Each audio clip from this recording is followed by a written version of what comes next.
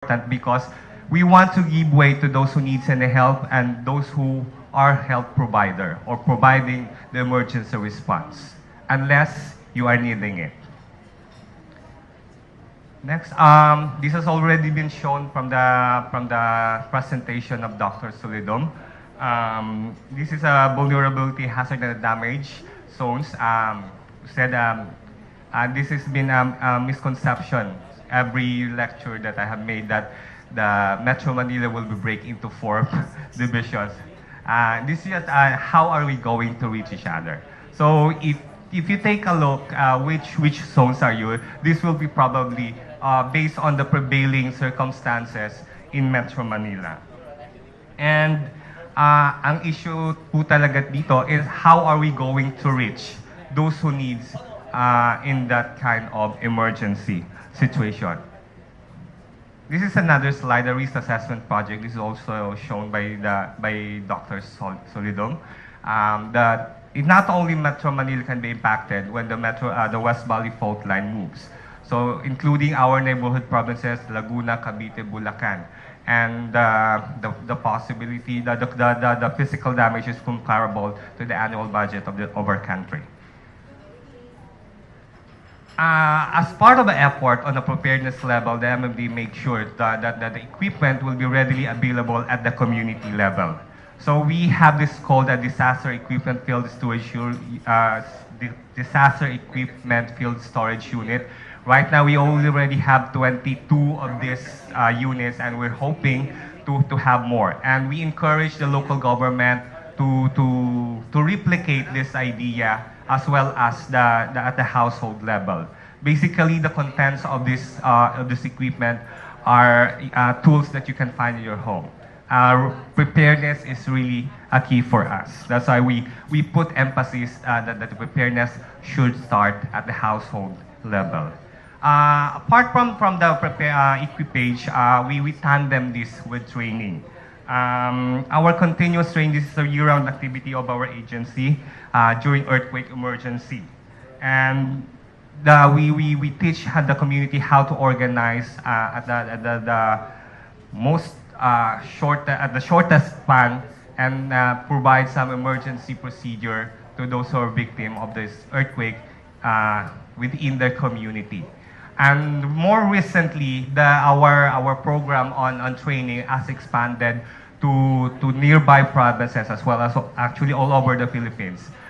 We are aware that if we are living here in Metro Manila, you yourself can become a victim. So we are expecting that the help will surge, and we want those who want to extend help are also trained. So right now we already have more than 100,000 individuals who are trained, and then this is for free. This has been mentioned earlier, the Oplan Metro Yacal. The Oplan Metro Yacal is the operational plan. This is the emergency response plan of Metro Manila Development Authority to address the needs of the Myers study, of the findings of that. So preparedness activities, this is a very paramount. We put a greatest emphasis on the preparedness levels, from organizing, providing training, equipage of the community, as well as all organization that supports the emergency medical system of the region. And during peacetime, we adhere on the continuing plans and drills. As what the GM mentioned earlier, we will be conducting several drills in Metro Manila in the coming days. Aside, we have mentioned that the pre-deployment of equipage. We also have found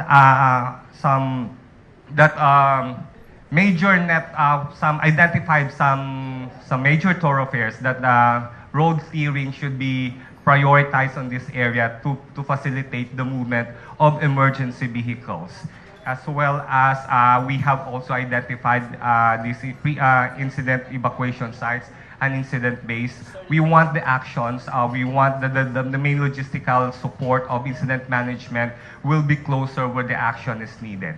At the same time, we identify alternative routes, considering also waterways, the Pasig River. as a main way so we can deliver the needs of the public. The Metro Manila Yakal works under the structure of incident command system. Right. This is the trend today. All DRMs, local DRM across the country, is institutionalizing. This is an on-scene management so that everyone in the disaster management or disaster response will be speaking on the same language. The structure dovetails all that the organizational will have the services that they are needed, and each sectors that we have identified will have the same organization that the services they are needed.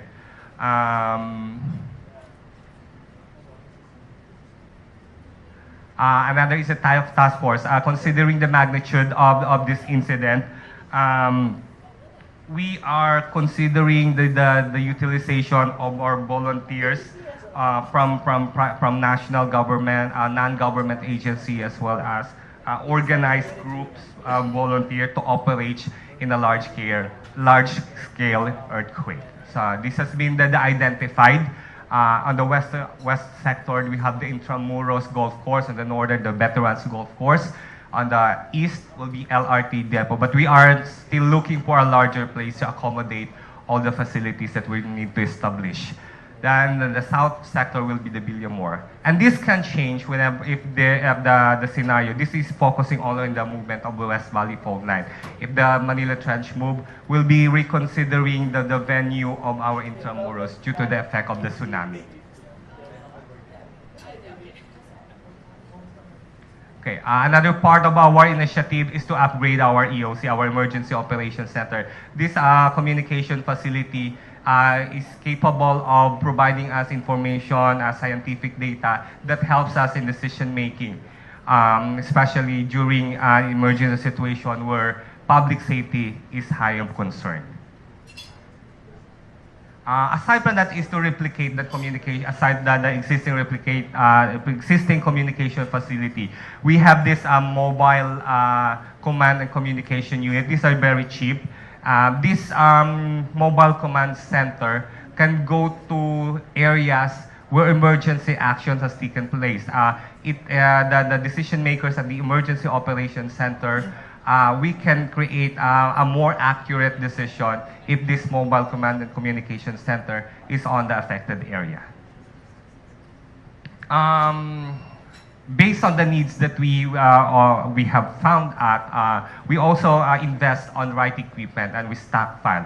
Actually, this mobile treatment, when it is delivered, it went directly to Sendong and Iligan during the Typhoon Sendong. Before Metro Manila could use it, it has been used by Mindanao from Sendong, Pablo, Negros Oriental earthquake, and as well as Bohol. And recent last January, the Agaton of Butuan City. We take importance also in sheltering. This is what we have found out. We have observed in Nepal. Temporary sheltering is very important. We all know that once these disaster victims experience the ground shaking, they will be afraid to go back to their homes. So we provided the 17 LGUs with these tents serve as a temporary shelter as well as generators. This was also been observed in Yolanda and Bohol disaster. We at the MMDA, we are really put importance of preparedness. So we ensure that all equipments are well maintained, that are ready to be deployed anytime. We don't know when the earthquake will strike, so we always make sure that every equipment and tools in MMDA are ready to be deployed anytime. Aside from that, this is the newly acquired equipment of MMDA. We took advantage of modern technology to aid us in saving lives. And we also, if we consider in a worst case scenario, engaging volunteers. So we organize them, we train them, and we conduct simulated drills. Our units involving also the volunteers that we have recruited. So everyone is encouraged to join our voluntary corps. We provide free training for that. We also conduct periodic drills within our unit as well as with the the local governments and our volunteers. And on the June 2, we'll be conducting the first Metro Manila Rescue Skills Olympics.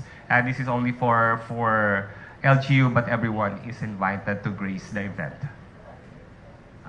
So we also take chance those disasters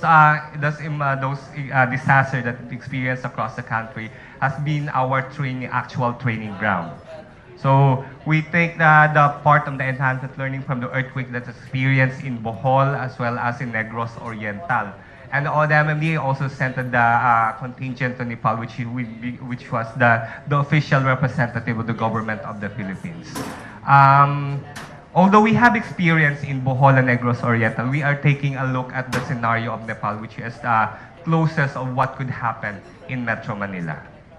Okay. Actually, when the JICA conducted the Meyer study, the Nepal followed that study then. Promoting a business continuity management to private sector, we have recognized the importance of private sector in actual disaster management. We have experienced this in Yolanda, the negative impact on the delayed recovery of private sectors also delays our response. And continuing public awareness on earthquakes. We also have social media that periodically we provide some information on how to prepare for a disaster. More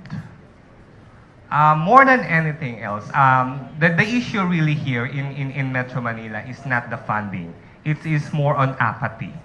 The carelessness of Metro Manila citizenry, the complacent that this could not happen during their lifetime. But scientifically, we have been bombarded with information that this could happen in our lifetime. So as much as possible, we want to create a disaster culture in Metro Manila, where the safety begins with every individual, with every household.